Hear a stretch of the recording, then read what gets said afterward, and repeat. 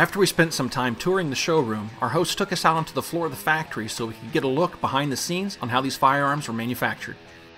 As I walked through the shop, it was impressive to see racks of rifles in various states of assembly. The plant was well equipped with all the modern tooling you would expect to see.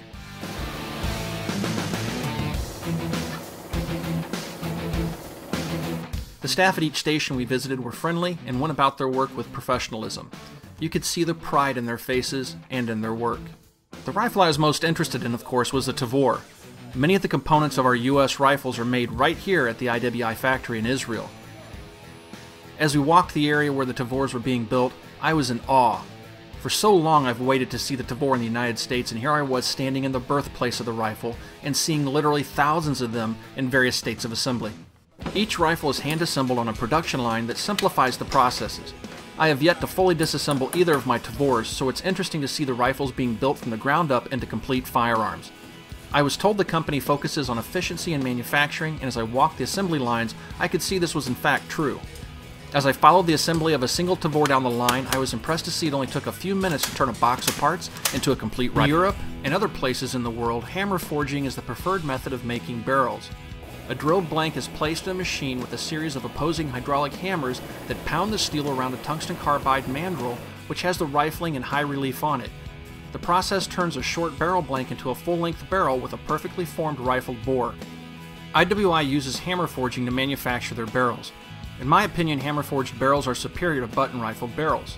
They're more consistent and have an extended service life. As a matter of fact, hammer forging came about during World War II to extend the barrel life of machine guns of the era. It was impressive to see the IWI hammer forge at work, as I've never seen such a machine in operation before. I enjoyed the factory tour as it was an amazing opportunity to get a behind-the-scenes glimpse of the Tavor's home. But now that I'd gazed upon all these firearms, the urge to pull some triggers took over. The IWI guys fully understood my desire to press a bang switch or two, so our next stop was a firing range just outside of Gaza. This is the TAR 21, current issue IDF version, long Picatinny rail, 380mm barrel, select fire. Look at the hardware in this clip closely. Here you can see a prototype Mepro 4x combat gun sight mounted to the Tavor in the foreground. And in the back you can see a Mepro MOR red dot sight with an integrated IR laser and a visible laser. The MOR is currently available on the US market, however we're still looking forward to seeing the 4x combat gun sight hitting the US market sometime soon. In the middle is a Tavor with a standard M21 sight.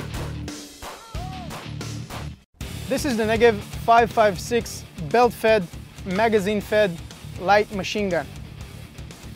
Relatively light, weights approximately 7.6 kilos. We have the ability to switch barrels with one hand in a matter of seconds.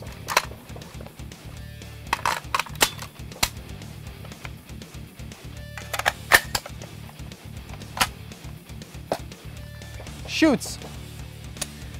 Two options, semi-auto, full auto. Here our hosts show us the incredible firepower the Negev light machine guns bring to a fight. In the foreground we have the Negev 5.56 and in the distance a 7.62 by 51 Negev. Both weapons are extremely controllable and reliable. The 5.56 Negev reliably uses both standard M16 magazines or belts, and transitioning between the two is seamless. A feature found on the Negev machine guns that's absent from other Western designs is the ability to select either semi-automatic or fully automatic modes of fire.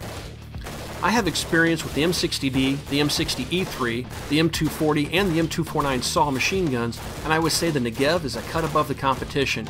You have to use one of these impressive weapons to fully appreciate their capabilities. Something I've not had the pleasure to shoot before is the new Uzi Pro SMG.